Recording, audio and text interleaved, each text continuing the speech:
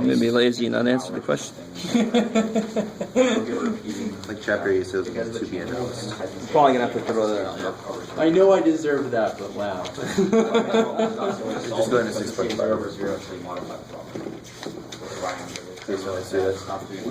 Can't find my own receipt. It's right here. No, I know, but I gotta find mine, then I go do the homework. Oh, that's true. Just take a picture of mine if you can't find it. Oh man, almost out of paper. Oh, yeah, bro, let's find the game right there. My homework. Well, obviously you get it. I didn't want to do it. That's a good idea. They're doing it. Release the small power. Paper after 2 days. Oh, but you're not talking about multiplying by a wand of sorts. Using like a multiplying by root of Guys, I'm trying to see if I can translate it now. If I can figure that out. What I was thinking. All right, guys. So now we're going to get into 5.1. That's I noticed I just want to do it.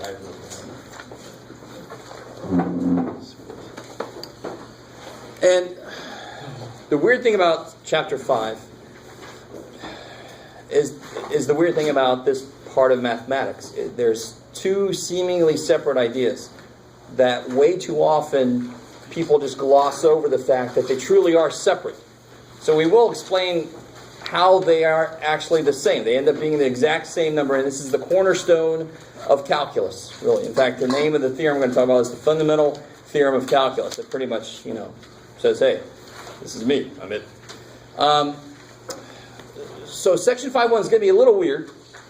Section 5.2 is going to start to get a little more to the point, and then section 5.3 is going to tie it all together. I'm not saying we're going to make that far tonight, but that's how it's going to work. And the idea with section 5.1 is the idea of finding area.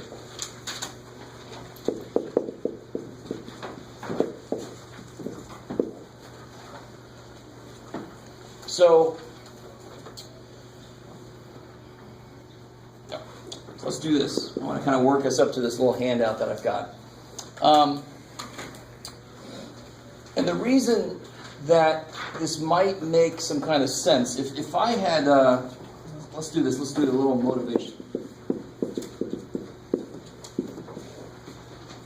So if I had a velocity graph, this would be time.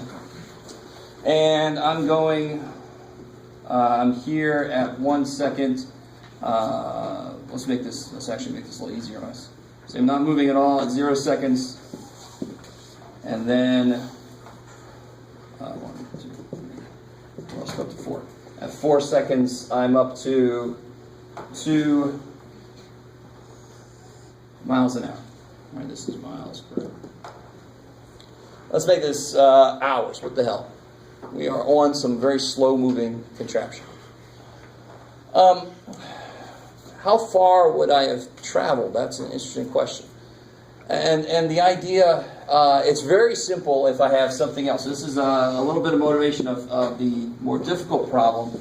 And the simpler problem would be, what if I was traveling at constant speed, 2 miles an hour, and I was traveling for 4 hours? Then how far would I have traveled? 8 miles. Yeah, 8 miles, right? That only makes sense. 2 miles an hour, 4 hours. I've gone 8 freaking miles. It's pretty simple. Geometrically, what does that represent of the shape I've drawn from the function? So what does the 8 represent? Area. I love it. So the funny thing is, the area does the same thing here. I just have to find the area of that triangle. And it's not as immediately obvious because what's happening to my velocity? Yeah, my velocity is increasing. This is my velocity is constant, so it's very simple to find out how far I've gone. But the area of that triangle will represent my total distance traveled, my new position at the end. You guys semi with me? That definitely should make complete 100% sense.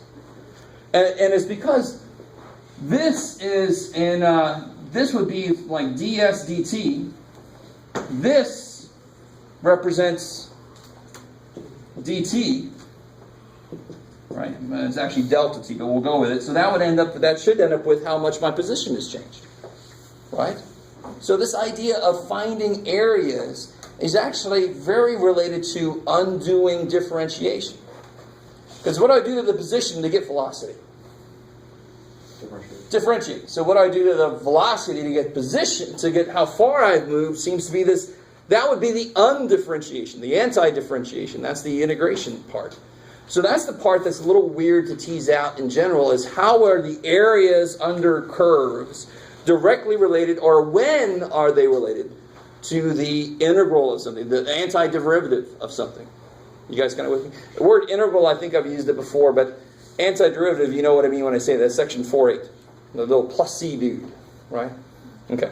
So that connection is very often not even addressed in some calculus courses, and actually it's a huge thing they have to address. Yeah. So for the velocity one, would we consider that a triangle a right triangle? It's almost by definition right, because from 4 it goes straight up to its output. Right. So what would the total distance traveled be for this? 1/2. Yeah, 1/2 times 4 times 2, 4, which because it's half of that rectangle, right? You've essentially lost the contribution because you're not going as fast to begin with. Okay, sort of. So that's the underlying. That I want to make it make sense as to why the hell all of a sudden in section 5.1 we're going to talk about areas just out of nowhere.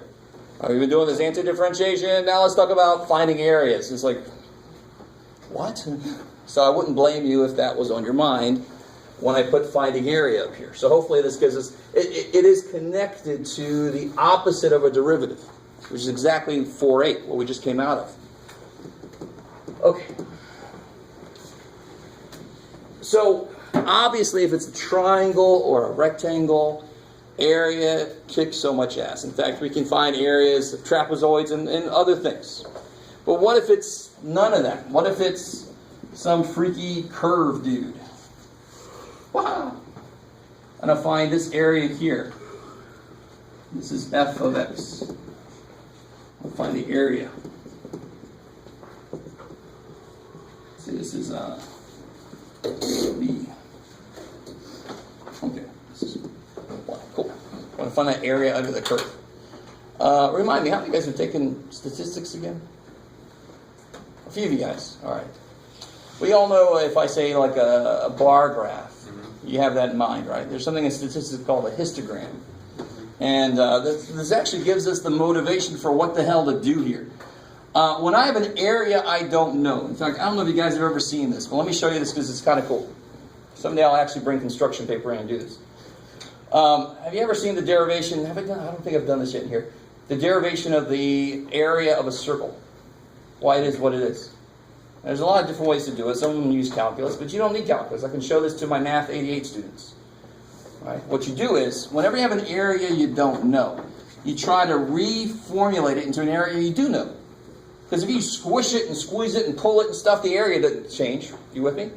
You have a certain finite amount of area to use. As long as you don't rip something off, it's the same stupid area. So the beautiful thing is, you cut this bad boy in half, and then do little cuts, but not through the outside. Do them to the outside, but not through the outside. You guys with me? So that you can open it up like this. How are we doing so far? You still with me? This would be cool if I actually brought construction paper, but I just did not. So you open it like that, and you get like something like that. Do the same thing with the bottom, and fill this in. So, how long is this? That's where that came from, right? How long is that? Pi r, because the whole thing is 2 pi r. So of course this thing is pi r. And how tall is this? R. So what's the area of that rectangle?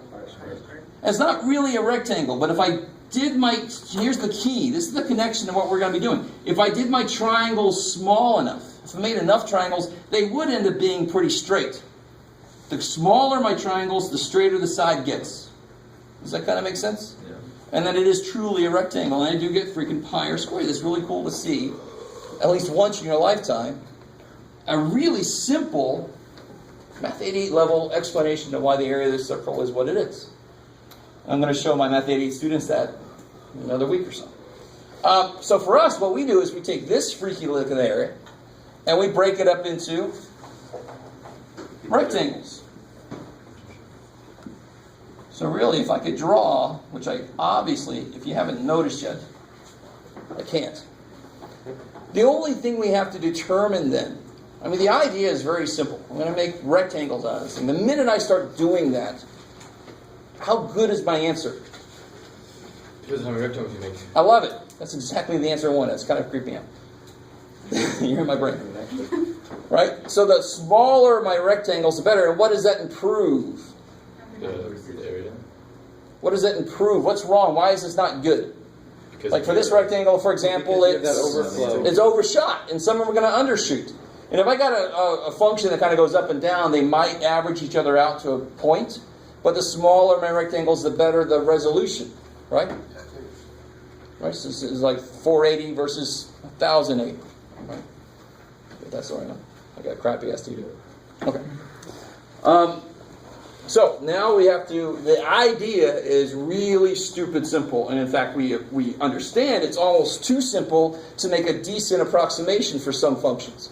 If I overshoot always, well, that's going to suck, right? So I want to build into this a way to kind of account for that overshooting.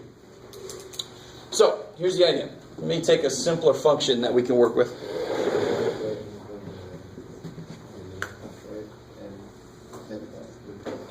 Let's make this function very specific. Oh, let's see. I don't want to say this is. Let's say this is. Let's just say it's x squared. Why? I'll say 4. That depends on my scale, right? So let's say this is x squared, and so this will be. Let's make this from 0 to 2. And we want to find the area under that curve. So unless otherwise stated, the area is always between the x-axis and the function itself. So that might start you thinking, and we're not going to go there yet, what about functions that go below the x-axis? Well, they just have negative area, right? And the book makes a big deal out of the fact that it isn't really negative area, but I'm like, screw it, it's freaking negative area. It's not a big deal. It all depends on your perspective. So the book is a little scared of it. We'll be better than that. So what I want to do, actually, let me take that back out. I want to take this and make rectangles. So the first thing I want to ask is, let's do a very crude approximation. Let's make approximation not going to be very good, but at least it'll be quick. Right? Quickness normally means it's not as good. So how many rectangles do I want to use? Let's use 4 rectangles. Make this nice and easy. Right? I can use one big ass rectangle, then it'd be really bad.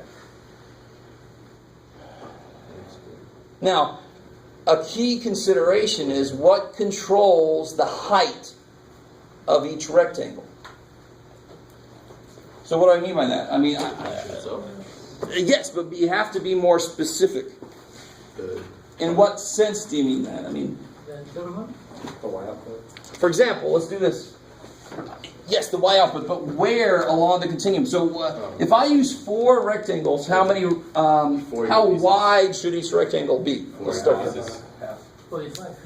Yes, I love it. So really the formula there would be, here's the symbol for width, and that just kind of makes sense. That's how much my x is changing for each rectangle. Does that make sense? So that's my symbol for width. The change in x for each rectangle is going to be b minus a over n. So it's how far I want to go divided by how many steps I'm going to take. Really, each rectangle is a step. You guys semi with me? So then I get 2 minus 0 divided by 4 is the 1/2 you guys told. So each rectangle will have a width of 1/2.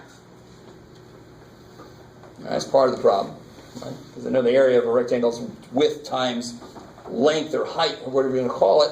So now I could say the height could be determined by the... So let's let's do first way we'll do it is determine by the left endpoint.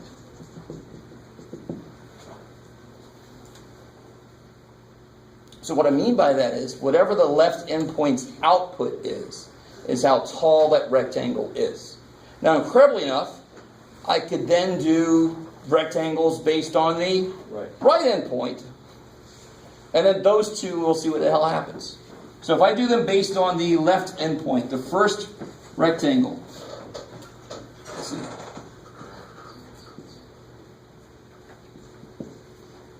We'll have a height of 0. That's exciting. We've definitely undershot that poor dude. How tall will the next rectangle be? 0.25. Yeah, exactly. So this will be 0.25 tall. Another undershoot, right? How are we doing? Mm-hmm. Not too bad. In fact, this is almost too simple. You guys are all like, there's got to be something. Of course, this is a simple example. But the idea doesn't change. It's kind of cool. The next rectangle, 1. My scale is so perfect. You can't even argue about it. Make that big just to make it even a little bit better. And the next one. 2.25. Yeah. Look at that scale. The scale so kicks ass. Yes. How do you get the y out? Oh, well, I know what the function is. Function is x squared. Oh, so you just plug in? Yeah, just plug it in. Right. So please forgive my ugly ass scale because I drew that function before I plotted the points. That's too bad for me. The scale is kind of like wavy behind us. It's wavy in there. But the important part is it's really simple now to get this approximation. So this is the left endpoint. Oh, how does this book represent it? Yeah, okay. Left endpoint using 4 rectangles. So we're approximating the area is approximately this. So all I do is I take the area of each rectangle and add them all up. So it'll be, notice how every single one of them is going to be the height, in this case the height times the width. So 0 times the width, delta x, plus 0.25 times the width, plus, you guys got it with me? What's the area of this rectangle? 1 times 5.1. Yeah, 1 times 0.5, right? Plus 2.25 times a half. I like it. So you could be smart and just put the 1/2 out once and then add up all the freaking heights, right? That would be kind of smart. So in general, you don't even write all this. You write 1/2 and then you add up all the heights. Is that cool? Yeah. Okay. And what do you get for that? That's 3.5. So Yeah, I mean, try it. 3.5, so cut that in half. 1.75. I like it. Cool. Why did we have 0 times half? Because the first rectangle is, every rectangle is a half wide. Because they got 4 rectangles, right? Every rectangle has a width of 1/2. Okay. So they fit. And the rectangles are all determined, the height is determined by the left endpoint. Okay. 0 squared is 0. So we consider the first one is 0, half times 0. which is Exactly. 0. I love it. So you can see an immediate improvement. If I would have used 8 rectangles, this undershoots it, but it would have undershot it just for a little bit. It wouldn't have undershot it as much. So I can immediately improve this by using more rectangles. Just if I wanted to do left endpoint by itself. Yes, sir. Wait, so all of the y inputs were just half of the x values that they were. No, so the function is x squared. So wherever I end up, now how did I determine these? How did I determine these? So I take like Because the width is a half. They have to be a half to fit all those rectangles in. You kind of with me? Yes, sir. The first rectangle is laying right on the x-axis, right? Beautiful. Because Because its height is determined by its left endpoint. Poor little dude's dead to start with. So you guys try R4. Do the right endpoints. And if you're smart, you'll realize a lot of your work's done already. what do you mean the right? So we just did left endpoints. So for example, for a right endpoint, how tall would the first... Right side of the rectangle.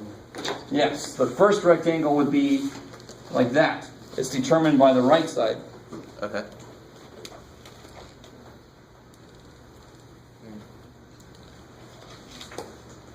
No, I know. Keep going. How about the next rectangle? How tall would it be? It's determined by this side of it, so it's going to be that tall. Okay. So the next rectangle has to live between these two, and how tall is it? This tall. So first I did, it has to live between the two, and it has to be this tall. Blech. These two has to be this tall. Right? Now I'm going back through the whole thing and saying now it can be this tall. This side of it's going to tell me how tall that rectangle is. So of course the last rectangle is going to be way the hell up there.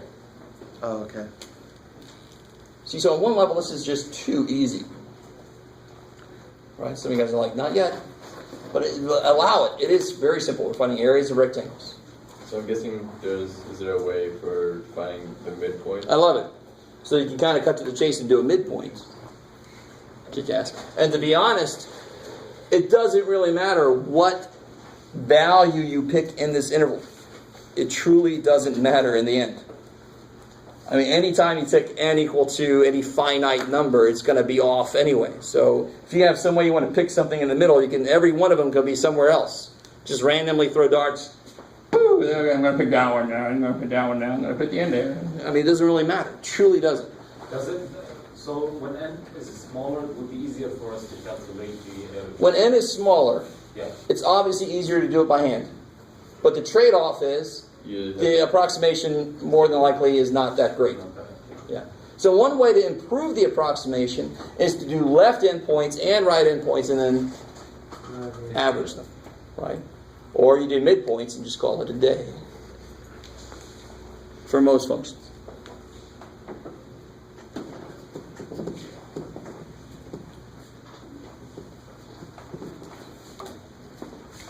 Some of you guys might realize if you have a periodic function, you could be unfortunate and every one of your things would hit a 0 mark.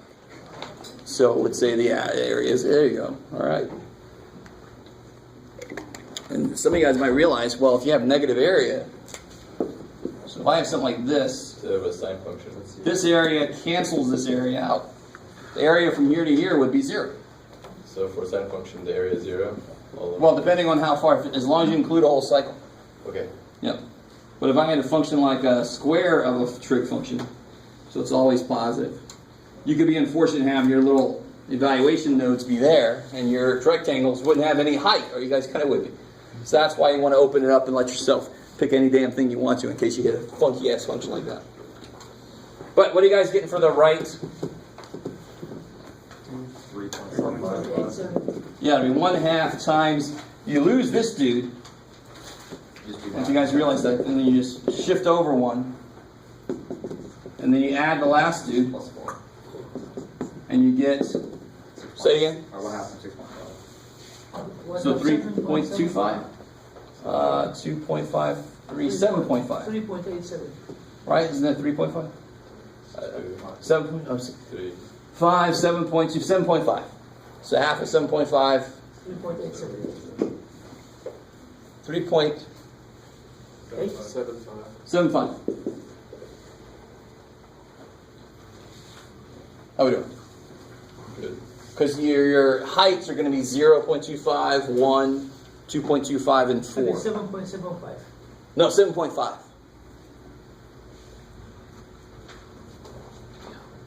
Now average those two, and what do you get? 2.5.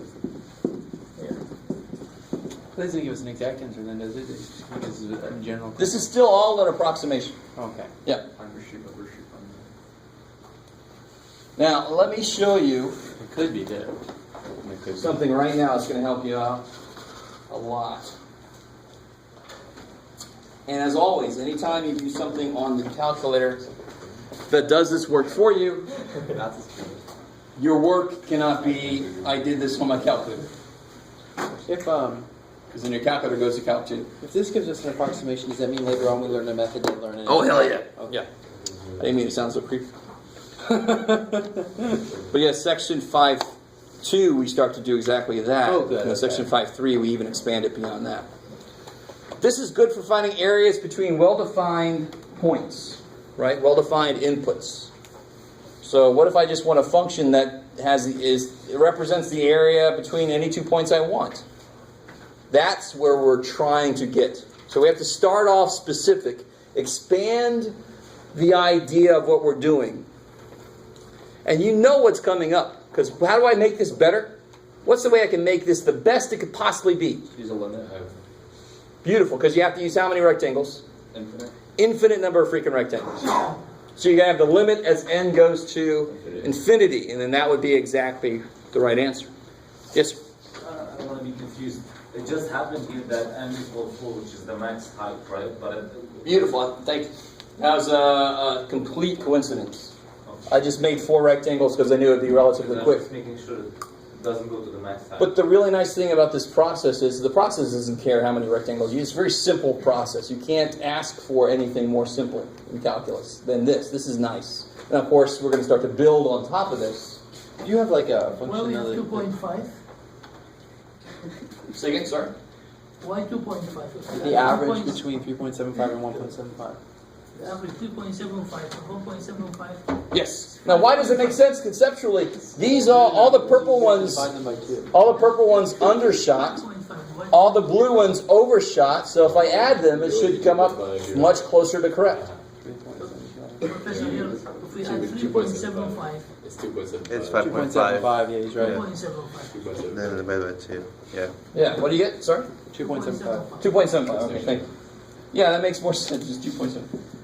I wasn't even thinking. I'm just taking what you guys said. That's not good. So 2.75. Thanks. At a certain extent, like, doesn't that become kind of like insanely tedious if like you have like 100, you know? Well, obviously. So I'm not going to take you there. If you're going to do these by hand, I'm going to make your number of rectangles at most like 8. Even that's kind of pushing the "is this a busy question?" question. Tens usually the average. I'll make sure you get one using 10 rectangles. You asked for it. You did, and if you think I won't, you'll find out. So here, if you put in here, if you want to try this along with me, who has done some weird action? So here's my x squared. Let's zoom in a little bit. Holy crap! What's shade red? What was it? It was n equals. It's really good for curves, dude. People have done some weird stuff with this. And it's good for cubes. You just put your trunk under it. There it is.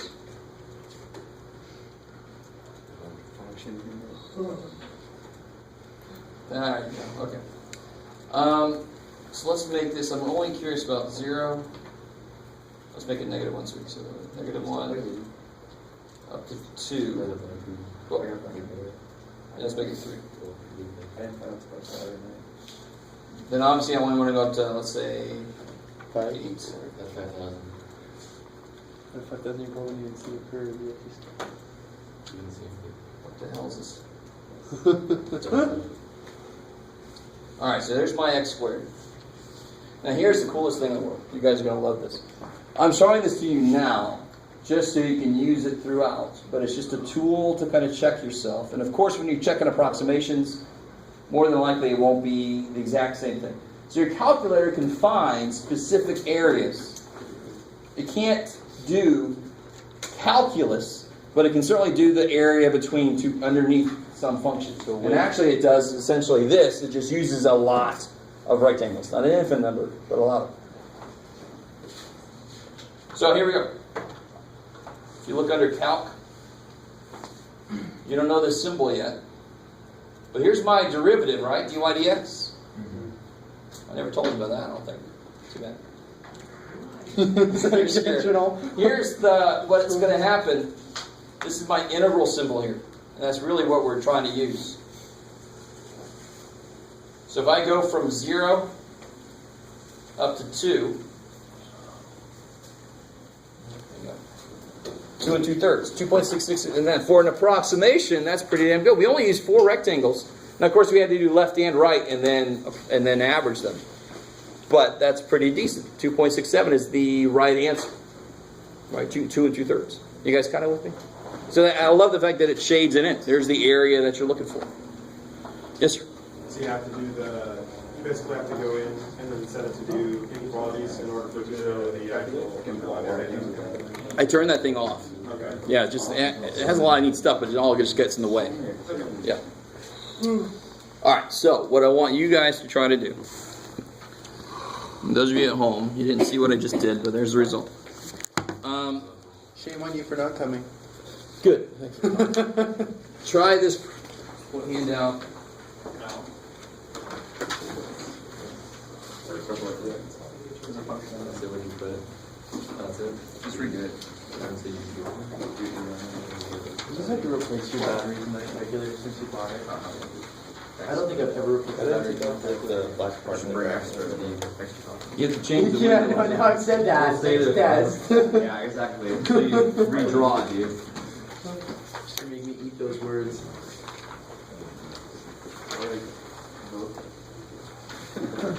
Thank you, sir. I'm actually out of sleep this time. That would be more useful. But really, But, that guy, hey, real quick, let me explain a little bit of the notation on there.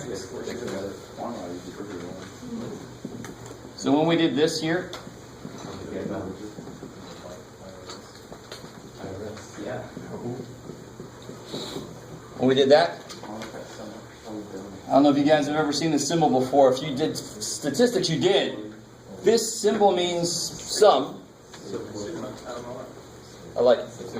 So yeah, you've seen that in pre-calculus. We did a little bit of pre-calculus. Sum up. Now these, what were each of these? those are the Just Those are the function values. Now, and I'm going to call each of my little input values xi plus 1, so forth. So this would be x1, x2, x3, x4. Exactly. So the function evaluated at xi, I is going to go from 1 to 4 in this case, because I got 4 rectangles. How we do it so far? So this means add up from 1 to 4 the function heights times, and of course this is just, what is this 1/2? it's just the delta x. So, yeah. There you go.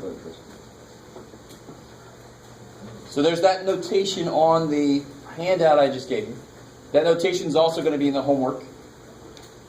And really it's just a quick way of saying add up all these products. Right? Math people, we just love to consolidate stuff. The minute you start consolidating stuff, it ends up looking a lot harder than it really is. Invariably, it has to. Right? Formulas always make it seem harder than it really is. Because they're trying to capture an infinite number of possibilities. You have to give them a little break.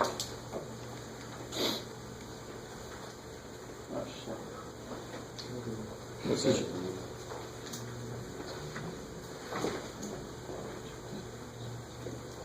I'm allowed to cheat there, right? Huh? Save you time. That's it. If you're going to cheat, you might as well cheat now. They're not going to give you a grade. 1 to 4. So Yeah, this is from 1 to 4. So ignore. Yep. A equals 1 to 4. Yeah, I just gave you a big area to play in.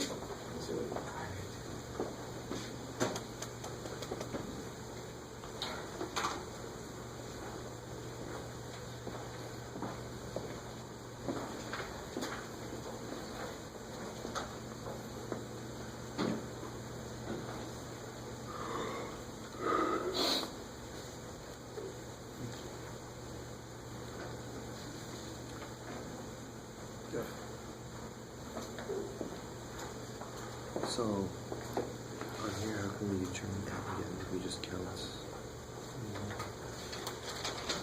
You don't have to determine it. I told